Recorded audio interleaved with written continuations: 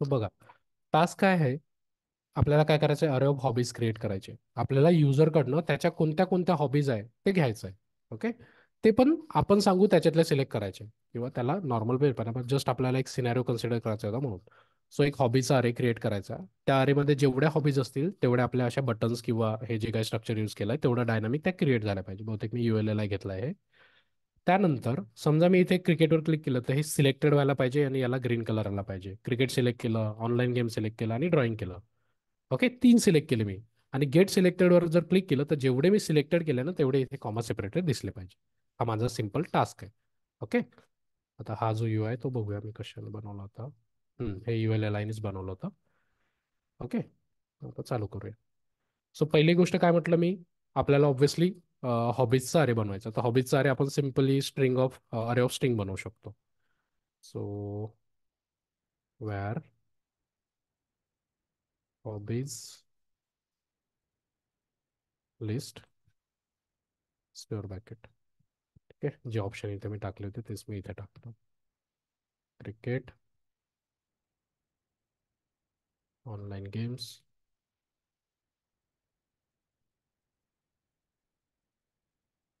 Drawing, singing. ठीक आहे, मी 4 हॉबीजचा अरे बनवला. तर मी हे रिमूव्ह करतो वाटल्यास. ठीक आहे. आता ऑन पेज लोडर आपल्याला काय करायचं आहे? या हॉबीजमध्ये जेवढा डेटा जेवढ्या एलिमेंट्स असेल तेवढ्या मला LI क्रिएट करायचं आणि ह्या UL मध्ये पुश करायचं आहे. सो या UL ला पहिले ID देऊन देऊया. आता सेम मी जावास्क्रिप्टमध्ये करतोय पण तुम्ही अँग्युलर असू द्या रिॲक्ट असू द्या हे सेम गोष्ट तुम्ही तिथे करून बघू शकता. ओके. आता माय हॉबी UL. ठीक आहे. आता पेज लोडवर करायचं आहे तर जावास्क्रिप्टमध्ये डायरेक्टली आपण इथेच लिहितो. सो आता मी काय करतो, एक तर अजून आता डायरेक्टली इथे फॉर लूप लिहा आणि इथे तुम्ही तो कोड लिहा. त्यापेक्षा फंक्शन बनवा एक आणि ते फंक्शन पेज लोडवर कॉल करा. फंक्शन क्रिएट LI नावाचं फंक्शन क्रिएट करतो. ठीक आहे. Create hobbies LI. ठीक आहे. इथे काय करेल मी, माझी LI क्रिएट करेल आणि ते LI अपेंड पण करेल, पण फॉर लूप फिरवायचं आहे. सो फॉर लूप कशावर फिरवायचं आहे? या अरेवर. So hobby list dot length. आता इथे मला काय करायचं आहे, पहिले LI बनवायची आहे. Var LI is equal to document dot create element round bracket. काय क्रिएट करायचं, कोणता एलिमेंट क्रिएट करायचा आहे? LI. LIच्या आतमध्ये टेक्स्ट अपेंड करायचं आहे. So LI dot inner text is equal to hobbies array, त्याच्यातला इंडेक्स जो असेल तो. राईट, हॉबीज मधला आपण इंडेक्स पास करतोय, जो एलिमेंट भेटेल तो इथे इनर टेक्स्ट मध्ये असाइन झाला. पण मला अजून क्लास पण ऍड करायचा आहे, हा class. Okay. So LI dot class list dot add. Class लिस्टला ऍड करायचा, एक क्लास ऍड करायचा आपल्याला. हे ठीक आहे. आता एवढं चेक करून बघूया की पेज लोड आणि हा फंक्शन आपण इथे कॉल करून देऊया. ठीक आहे. सो पेज लोडवर काय होणार, अरे क्रिएट होणार, नंतर हा फंक्शन कॉल होणार, इथे फॉर लूप फिरणार, LI क्रिएट होणार, LIच्या आतमध्ये टेक्स्ट अपेंड होणार आणि त्या LI ला क्लास पण होत आहे. एवढ्यानं नाही होणार, आपल्याला अपेंड पण करायचं आहे. सो हा जो UL आहे याला अपेंड करायचा आहे. So document dot get element bye ID round bracket dot append आणि अपेंडला काय करायचं आहे, हे LI पास करायचं आहे. एवढ्या कोडनी काय होणार, आपला डायनामिक LI क्रिएट झाला पाहिजे. पहिलं एक्स्ट्रा एक होतं ते रिमूव्ह करावं लागेल. ठीक आहे. माझ्या LI क्रिएट झाल्या. आता सेकंड टास्क काय आहे, की ज्याच्यावर क्लिक केलं त्या याला मला एक बॅकग्राऊंड कलर लावायचा आहे की सिलेक्टेड झालं बा. पण तरी ते कसं समजणार की सिलेक्टेड झालं? ठीक आहे, फक्त क्लिकनी नाही समजणार ना. आता जसं हा हॉबीजचा लिस्ट होता असं मला एक अजून एक अरे क्रिएट करावं लागेल. वॅर सिलेक्टेड हॉबीज, म्हणजे या व्हेरिएबलमध्ये मी काय करणार, युजरनी कोणत्या कोणत्या हॉबीज सिलेक्ट केल्या त्या मी स्टोअर करणार. ठीक आहे. बाय डिफॉल्ट ऑब्व्हियसली एमटी असणार. ठीक आहे. मग आता आता आपल्याला काय करायचं आहे, आता जावास्क्रिप्टमध्ये ही गोष्ट थोडीशी हार्ड आहे. म्हणजे इथे आपण LI क्रिएट केला, आता आपल्याला काय करावं लागेल, सिलेक्टवाला एक क्लिकवाला फंक्शन लिहावं लागेल ना. सो फंक्शन ऑन सिलेक्ट नावाचा एक फंक्शन बनवतो. आता हा जो फंक्शन आहे ना तो आपल्याला या एल वर बाइंड करायचा असतो. सो त्यासाठी L I dot add event listener म्हणून एक हे असतं, म्हणजे जो आपण एलिमेंट क्रिएट केला ना त्या एलिमेंटवर एखादे, आता हा कसा आहे डायनामिक एलिमेंट आहे राईट. आता हे कोणी विचारत नाही, पण आता नाही, फ्रेशर लेवलवर विचारत नाही, पण जसं जसं तुम्ही समोर जाल ना हे ॲड इव्हेंट लिस्नर काय असतं बा हे विचारतात. किंवा जे तुम्ही क्लिक लिहिता, रिॲक्टमध्ये ऑन क्लिक लिहिता, अँग्युलरमध्ये क्लिक लिहिता राऊंड ब्रॅकेटमध्ये, तो हे इंटरनली कसं काम करतं, म्हणजे त्या एलिमेंटला क्लिक केल्यानंतर तो इव्हेंट कसा कॉल होतो, तर ते सगळं हे या मेथडने होतं. Add event listener. ओके. याला काय पास करायचं आहे, इव्हेंटचं नाव, हा इव्हेंट. त्यानंतर त्याला डेटा पण द्यावा लागेल. सो इव्हेंट चालेल का, ठीक आहे, एवढं करून तर बघूया कसं होतं. मी इथे डिबगर लावतो, म्हणजे आपण जो एलिमेंट क्रिएट करतो एल आय तो कसा आहे डायनामिक आहे ना. सो त्या डायनामिक, इथे तर एल आय आहे नाही, आता ऑन क्लिक कसं लिहिणार. सो आपण काय करतोय, इथेच सांगतोय. वेट वेट वेट, इथे आपल्याला ऑन सिलेक्ट, याला दोन पॅरामीटर असेल. एलिमेंट टाईप, हां इथे पहिले एलिमेंट टाईप सांगावं लागेल ना, की कोणता एलिमेंटचा type. So click, on click लागेल बहुतेक, बघूया काय चालतं तर. म्हणजे हा इव्हेंट इव्हेंट ऍड करतोय, पण इव्हेंटचा टाईप आणि कोणता फंक्शन ट्रिगर होईल, म्हणजे हा इव्हेंट समजा ट्रिगर झाला तर हा फंक्शन कॉल होईल असं. चेक करूया. अलर्ट,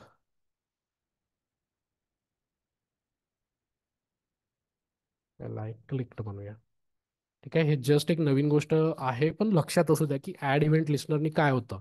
सो जेव्हा आपण डायनॅमिक एलिमेंट क्रिएट करतो ना, त्या डायनॅमिक एलिमेंट तर डायनॅमिक आहे, मग त्याच्यावर क्लिक इव्हेंट कसा लिहिणार.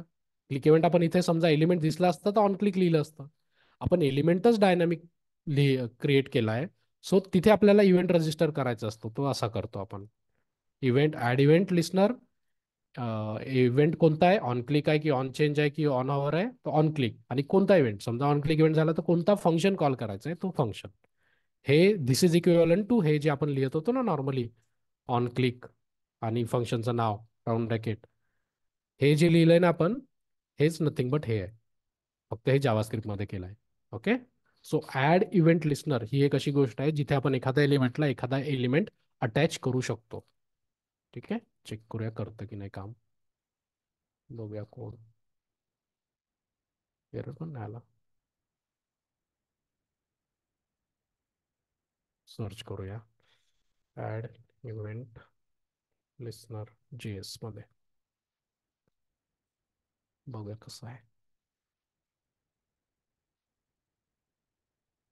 टाईप लिस्नर, एक्झाम्पल दिलाय काय नाही, त्याची साईट ओपन केली आपण. डॉक्युमेंट, डॉक्युमेंटवर नको आपल्याला, डॉक्युमेंट डॉट क्लिक आणि फंक्शन.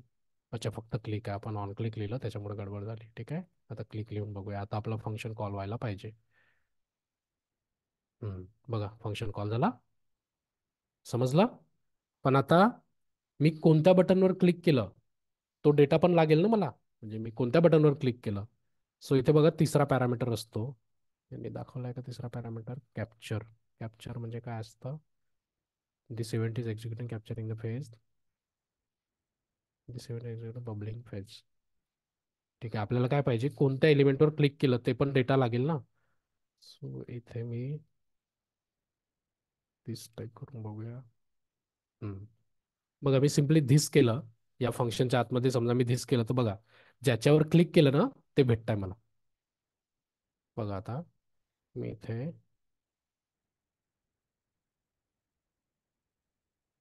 कन्सोल डॉट लॉग, आणि कन्सोल डॉट लॉगच्या आतमध्ये सिम्पली धिस लिहितो. ठीक आहे, काहीच नाही लिहित, धिस लिहितो. आता तुम्ही अँग्युलरमध्ये असू द्या किंवा रिॲक्टमध्ये असू द्या, धिस हा कीवर्ड सगळ्यांनाच माहीत पाहिजे. ठीक आहे, बघा आता मी कशावर क्लिक करतोय, ड्रॉइंगवर. कंटिन्यू. आता कन्सोल डॉट लॉगमध्ये धिस केला आहे, तर बघा काय आलं, ज्या एल आयवर क्लिक केलं तो पूर्ण एलिमेंट भेटला मला, दिसतंय. सो आता तो एलिमेंट भेटला तर त्याच्यातलं टेक्स्ट रीड करू शकतो ना मी, म्हणजे युजरनी कशावर क्लिक केलं ते भेटेल मला. ओके. सो आता तो कोड लिहूया. आता आपल्याला ऑन क्लिकवर धिसमध्ये काय भेटलं, त्या एलिमेंटचा पूर्ण रेफरन्स, त्याच्यातलं आपल्याला काय उचलायचं आहे, समजेल कसं? टेक्स्ट सेट केलाय ना आपण, तर त्या अलाय मधला टेक्स्ट उचलायचा आहे आणि तो टेक्स्ट उचलून आपल्याला ह्या अरेमध्ये पुश करायचा आहे. सो अरे डॉट पुश, काय पुश करायचं आहे? धिस मध्ये पूर्ण त्या एलिमेंटचा रेफरन्स भेटला, डॉट इनर टेक्स्ट. बघूया काय भेटतं. सिंगिंगवर क्लिक केलं, धिस डॉट इनर टेक्स्ट बघा भेटला टेक्स्ट. कारण धिस मध्ये काय भेटलं, ज्या एलिमेंटवर तुम्ही क्लिक केलाय त्याचा पूर्ण रेफरन्स भेटला, document dot get element by आयडीनी जे भेटत होतं. सो ते सगळं काय भेटलं, धिस मध्ये भेटलं. धिस डॉट टेक्स्ट उचलला, त्या एलिमेंट मधला टेक्स्ट उचलला, सिंगिंग भेटलं. ते आपण काय केलं, आपल्या अरेमध्ये पुश केलं. ठीक आहे. आता अजून एक काम काय करायचं होतं, याला कलर पण लावायचा होता. तो आपण काय करूया, याला कलर कसा लावणार? कलर कसा लावायचा? कलर म्हणजे क्लास लावायचा आहे मला. टेक्स्ट सक्स ऍक्टिव्ह क्लास लावा. कसा लावायचा? क्लास कसा लावतो आपण? Dynamic list dot class list dot add in bracket active. Class list dot add active नाही, बीजी सक्सेस लावून देऊया. ऍक्टिव्ह माहित नाही मला, त्याच्यावर काम करतो नाही करत. सक्सेस. ठीक आहे. बघूया आता, म्हणजे ज्या बटनला क्लिक करतो त्याला कलर पण लागला पाहिजे. आला? झालं? दोन सिलेक्ट झालं. आता गेट सिलेक्टेडवर काय करायचंय, प्रत्येक क्लिकवर आपण काय करतो, नथिंग बट दुसऱ्या अरेमध्ये तो पुश करून ठेवतो. गेट सिलेक्टेड त्या अरेचा डेटा रीड करायचा आणि कुठेतरी दाखवून देऊया. कोणतं होतं? Get selected object. याच्यावर मी आता नॉर्मली क्लिक इव्हेंट लिहितो. Get selected hobbies round bracket हा फंक्शन बनवूया. या फंक्शनमध्ये मला सिम्पली काय करायचं आहे, या अरे मधला डेटा रीड करायचा आहे आणि प्रिंट करून दाखवायचं आहे. So function round bracket. ठीक आहे. आता कशा स्टोअर केलाय मी, सिलेक्टेड हॉबीजमध्ये. याला फॉर लूप फिरवूया. कशावर फॉर लूप फिरवायचा आहे? या अरेमध्ये. डॉट इंडेक्समध्ये व्हॅल्यू येऊन जाईल आणि काय करूया, स्पॅन क्रिएट करूया आणि त्यामध्ये अपेंड करून दाखवून देऊया. where my span is equal to document dot create element span. Span create केला आणि स्पॅन. सर्वरती पी टॅग क्रिएट केलाय ना आपण हॉबीज डिस्प्ले करण्यासाठी. हा, तर त्याच्या आतमध्ये अपेंड करू ना. Direct okay. स्पॅनमध्ये कसं, स्पॅनच्या आतमध्ये त्या पॅराग्राफमध्ये अपेंड करून देऊया. स्पॅन डॉट इनर टेक्स्ट, एक तर ड्यू लागेल ना पॅरेंट, ज्याच्यात आपण डेटा दाखवू, व्हॅल्यू. आणि मग याला या पॅराग्राफमध्ये अपेंड करूया. Document dot get element bye I D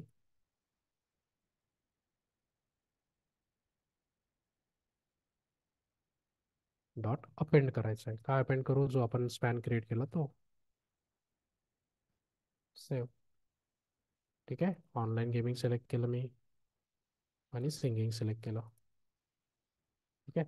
आणि आता गेट सिलेक्टेड हॉबीज म्हटलं, आला. तर हे आता काय म्हणतो त्याला, कॉमा वगैरे टाकावं लागेल आपल्याला, तर त्यासाठी अजून थोडासा कोड वाढवावा लागेल. पण बेसिक समजलं. साधा टास्क होता. सिम्पली आपण काय केलं, डायनॅमिक एलिमेंट क्रिएट केलं. फक्त हे गोष्ट एक नवीन होती. आता तुम्ही समजा रिॲक्ट किंवा अँग्युलरमध्ये करत आहे, तर हे सगळं करायची गरज नसते. रिॲक्ट किंवा अँग्युलरमध्ये खूप इझिली होईल हा टास्क. पण केव्हाही नेहमी लक्षात ठेवा, जावास्क्रिप्ट असे जे आपण प्रॅक्टिस करतो ना, नेहमी जावास्क्रिप्ट सोबतच करा.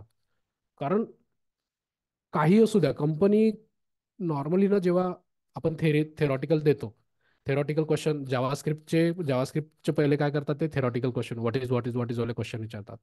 मग ते कोडिंगवाले देतात जावास्क्रिप्टचे. तर त्याच्यात जावास्क्रिप्टवरच करावं लागतं. कोणी अँग्युलर किंवा रिॲक्टमध्ये करा नाही म्हणत, जावास्क्रिप्टच लिहावं लागतं. म्हणून हे सवय ठेवा जावास्क्रिप्टमध्ये कोड करण्याची. मी कधीच नाही करत, पण आता हे करता करता मला याची सवय पडली आहे. ओके. कारण मी अँग्युलरमध्येच जास्ती काम केलं आहे, त्याच्यामुळे जावास्क्रिप्ट आणि अँग्युलरचा संबंधच नसतो, टाईपस्क्रिप्टमध्ये असतो. पण ते सारखाच तेच आहे कोड.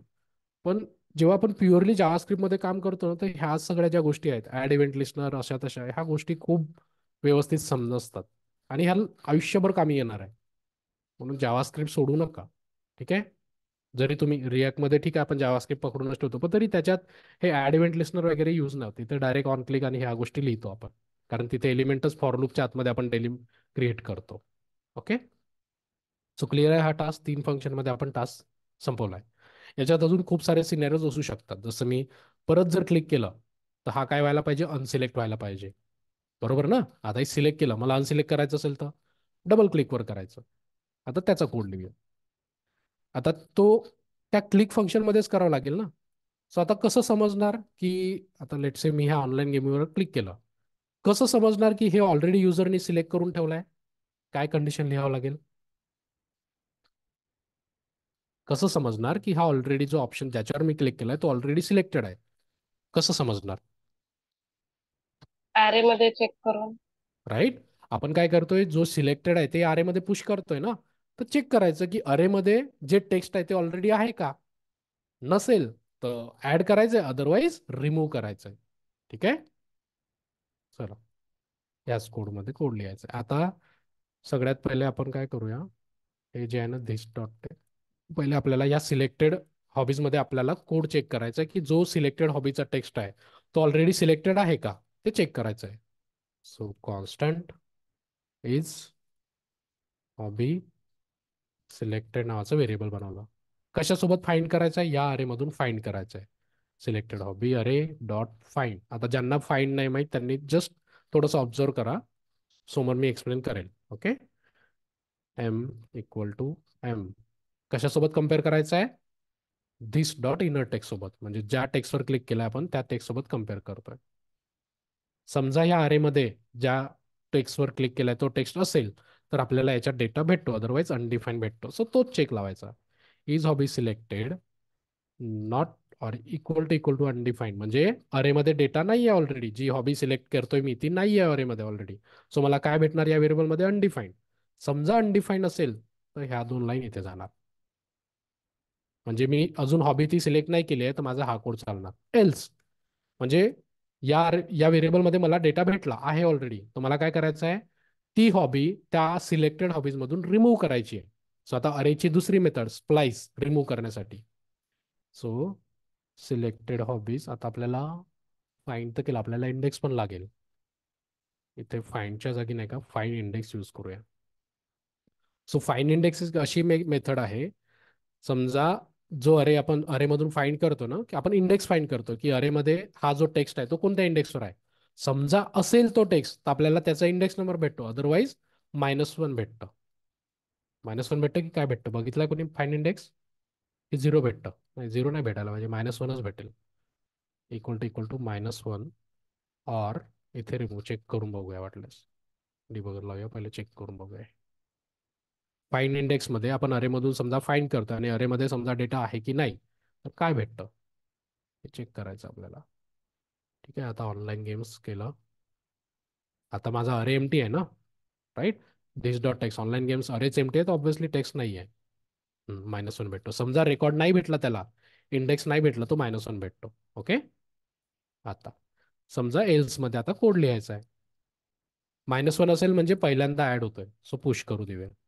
आणि -1 नसेल तर म्हणजे आपल्याकडे ऑलरेडी आहे, सो आपल्याला काय करायचं आहे, इंडेक्स भेटेल याच्यात, तो आपल्याला रिमूव्ह करायचा आहे. स्प्लाइस नावाची एक मेथड आहे जी काय करते, अरे मधला एलिमेंट रिमूव्ह करू देते. इंडेक्स सांगायचा असतो. तो इंडेक्स कशात भेटतोय, आता व्हेरिएबलचं नाव चेंज करूया. इथे काय भेटतं आपल्याला, इंडेक्स भेटतोय ना. सो हॉबी इंडेक्स म्हणूया. हॉबी इंडेक्स पाठवूया आणि किती एलिमेंट रिमूव्ह करायचे, एकच. परत एक गोष्ट करावं लागेल इथे बघा, जसं आपण हा क्लास लावला होता तेव्हा तो क्लास रिमूव्ह पण करावा लागेल ना, अनसिलेक्ट जेव्हा करतोय. सो ऍडच्या जागी काय करायचं आहे, रिमूव्ह करायचं. चेक करूया आता. ऑनलाईन गेम, आता माझा अरे सध्या एमटी आहे, फर्स्ट टाइम करतोय. ठीक आहे. हॉबी इंडेक्समध्ये -1 आलं तर माझा इफ कंडिशन एक्झिक्यूट होणार. क्लास लिस्ट ऍड केला आणि अरेमध्ये पुश केला. ठीक आहे. सिंगिंग करतो. परत माझ्या अरेमध्ये सिंगिंग नाही आहे, तर मला काय भेटणार, -1 भेटणार. ऑब्व्हियसली इफ कंडिशन एक्झिक्यूट होणार.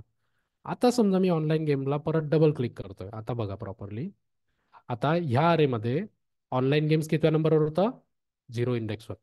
ठीक आहे. तर बघा हॉबी इंडेक्समध्ये तुम्हाला काय भेटतं, भेटला 0.